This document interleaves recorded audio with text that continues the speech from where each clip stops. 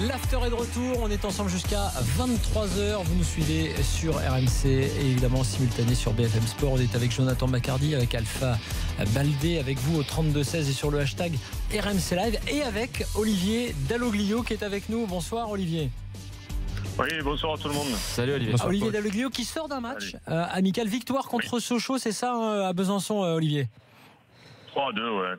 Un match amical qu'on a instauré depuis quelques saisons, avec un challenge loto, donc voilà, à Besançon.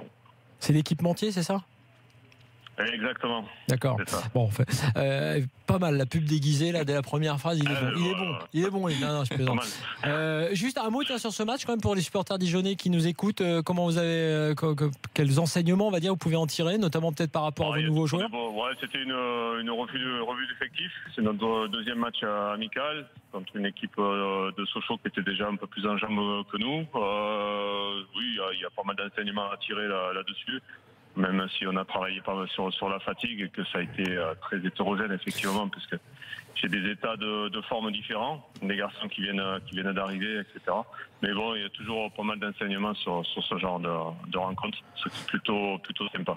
Alors on a une nouvelle importante pour le mercato dijonnais aujourd'hui. Benjamin Janot qui quitte Lorient et qui rejoint Dijon. On rappelle que vous avez déjà recruté Yambéré, le défenseur de Bordeaux, Wesley Saïd, l'attaquant rennais, notamment Olotoa également qui vient de Lorient. Olotoa qui vient d'arriver. Benjamin Janot, c'était un objectif de longue date. Belle recrue. C'est un garçon qu'on suit effectivement. Après, on a perdu Loïs Diony. Parti à Saint-Etienne, donc chercher un attaquant axial.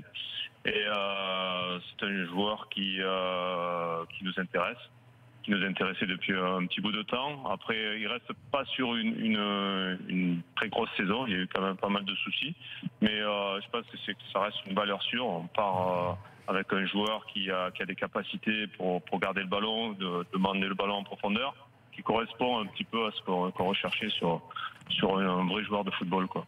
Alors dans la profondeur, mais un profil différent de Diony. Alors déjà Diony, il est un peu il est un peu unique, on va dire, de toute façon de par sa façon de jouer. Mais ça va vous obliger à changer des choses, vous, dans votre animation offensive? Oui, certainement, parce que Pierre Lesmelou est parti aussi à Nice. Exactement. Au niveau offensif, on reconstruit et il va falloir. Il y a Saïd qui est arrivé, Janot, ouais. Il y a pas mal d'automatisme Tavares Diony. Là, il va falloir retrouver avec Benjamin et avec Wesley Saïd sur le côté, plus les garçons qui sont restés comme Fred Samaritano. Donc il y a du travail là-dessus sur cette complicité, sur ce travail complémentaire qu'on aura à faire effectivement. De fait, Olivier, comment vous, sans vouloir trop vous avancer, vous pensez évoluer dans quel schéma l'année prochaine? Alors au niveau tactique, j'ai pas tout à fait encore décidé. J'ai besoin de voir un peu évoluer encore cette équipe. Ce que je souhaite en tout cas, c'est qu'on soit capable de varier les systèmes. Voilà, les systèmes, et puis après dans l'animation qu'on s'adapte assez rapidement. Ouais. C'est un choix que j'ai déjà annoncé aux joueurs, donc je veux des joueurs qui soient polyvalents, qui soient capables de s'adapter, voilà, qui restent pas sur les mêmes schémas. Après, effectivement, on a encore besoin de temps parce que les joueurs, on vient de les recevoir. Il y en a d'autres qui ne sont pas arrivés, il y en a d'autres qui vont arriver, certains vont partir aussi. Donc c'est jamais simple là, le mois de juillet-août. En plus avec le mercato qui dure jusqu'au 31 août, sportivement c'est pas évident. Ouais, parce que remplacer Diony par Janot, c'est quand même deux attaquants qui ont un profil assez différent. Vous le savez certainement mieux que moi, mais je pense que c'est plus compliqué pour Janot de jouer seul en pointe. C'est pour ça que je vous posais la question. Est-ce que vous avez une autre recrue prévue? Est-ce que vous comptez vous arrêter là du point de vue des avant-centres? Comment ça va se passer? Bon, il risque peut-être d'avoir un joueur offensif supérieur. Qui viendra peut-être pas, on va voir. C'est pas facile il peut avoir une volonté d'avoir un numéro 9 parce que Julio Tavares peut jouer sur un côté aussi, mais c'est pas facile à trouver. Et puis faut dire les choses comme elles sont, c'est cher. on peut pas, on n'a pas toutes les cartes à main là-dessus, quoi. Un dernier mot, parce que je sais que vous êtes pressé, hein, vous allez repartir. Un mot, première journée, c'est à Marseille déjà. Et dans la même question, je vais vous demander vos objectifs aussi pour la saison, parce que on vous a vu plutôt bien jouer. Vous avez été une équipe qui a séduit, hein, pour une équipe qui est en bas de tableau, on va dire. C'est quoi l'objectif? Ça va être ça, continuer à proposer du jeu, un objectif de place au classement. Quel est votre objectif?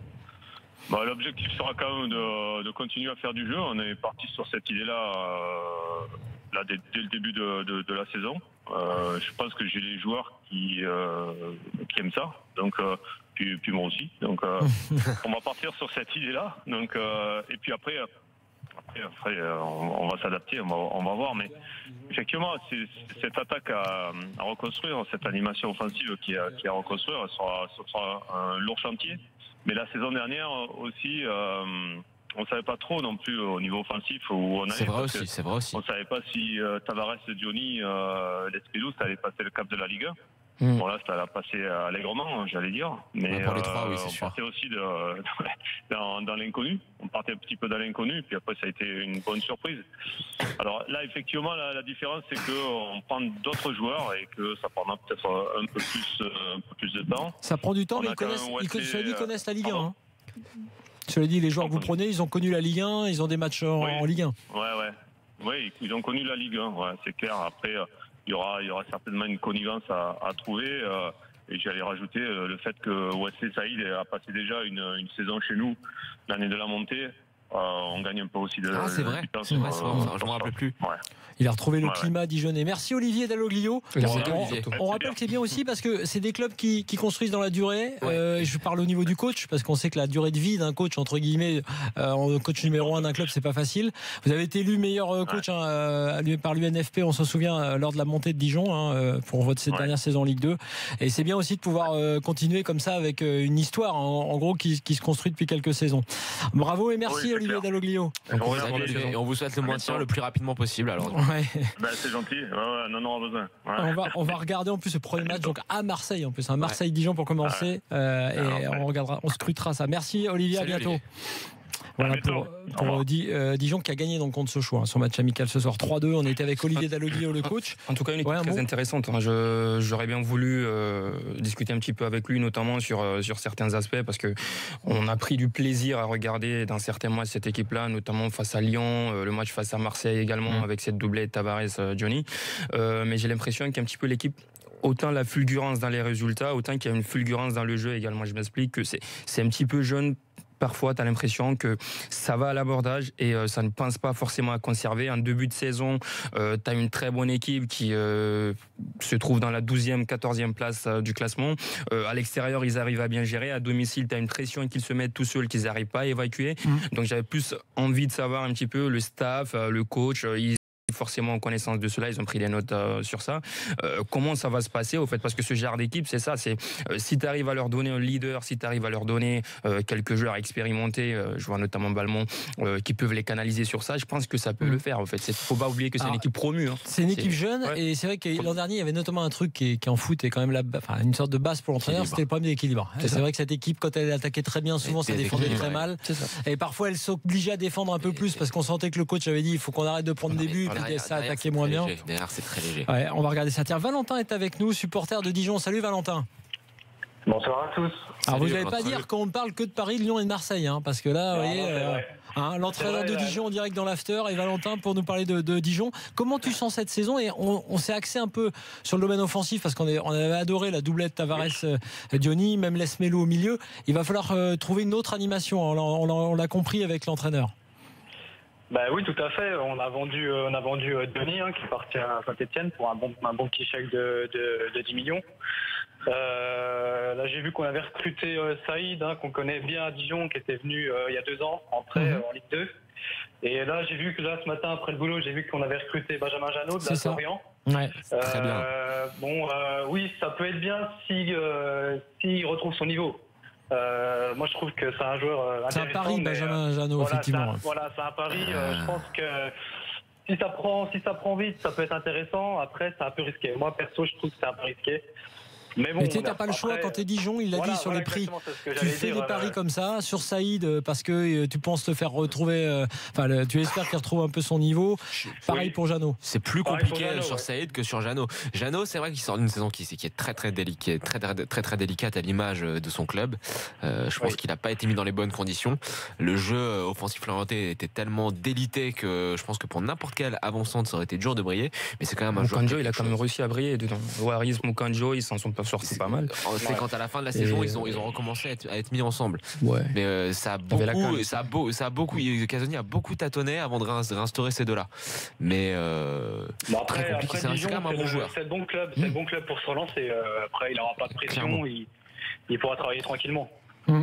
Quel est ton avis toi sur cette saison? Quel est ton sentiment, on va dire? Tu penses que le fait de s'être maintenu, d'avoir une année d'expérience, va permettre à Dijon d'être un peu plus serein? Bah oui, tout à fait.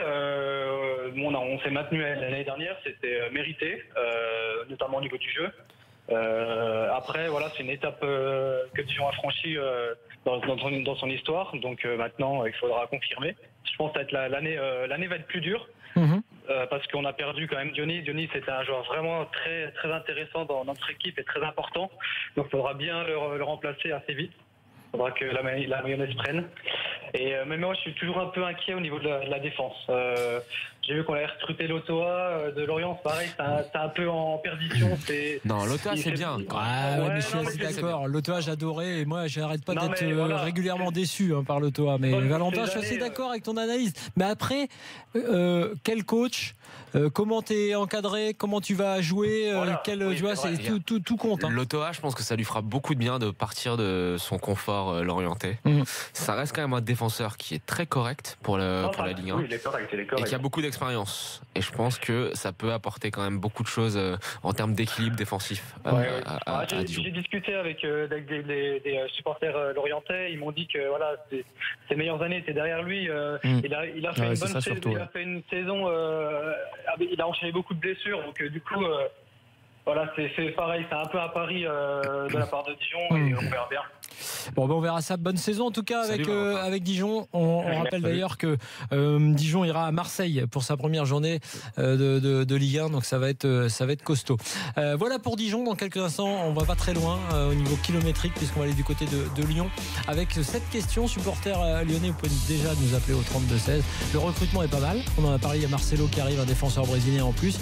Mais on a perdu du lourd à Lyon. Est-ce que ce recrutement va suffire? On vous attend pour en débattre avec nous. À tout de suite dans l'after.